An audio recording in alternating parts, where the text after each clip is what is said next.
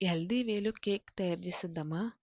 ముందుగా ఒక గిన్నె తీసుకొని 2 అరటిపళ్ళు వేసుకొని మెత్తగా మెదిపేసుకోండి. ఇలా మెదుపుకున్న దీంట్లోకి అరకప్పు బెల్లం, 2 గుడ్లు వేసుకొని బాగా బీట్ చేసేసుకోండి.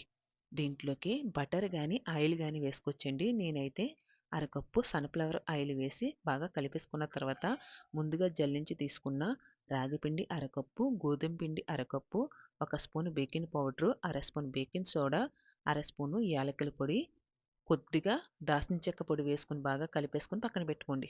కేక్ కుక్ చేయనీకి స్టవ్ మీద గిన్నె పెట్టి, స్టాండ్ పెట్టి, మూత పెట్టి వేడవ్వనివ్వండి.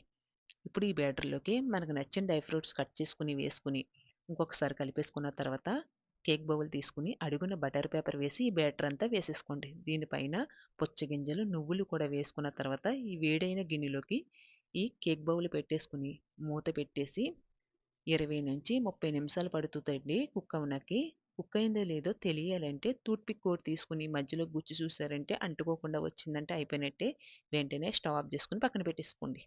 ఇది పూర్తిగా చల్లారిపోయిన తర్వాత మాత్రమే ఒక ప్లేట్‌లోకి తీసుకొని అడుగున బటర్ పేపర్ అంతా తీసేసుకొని తీసుకుంటేనండి.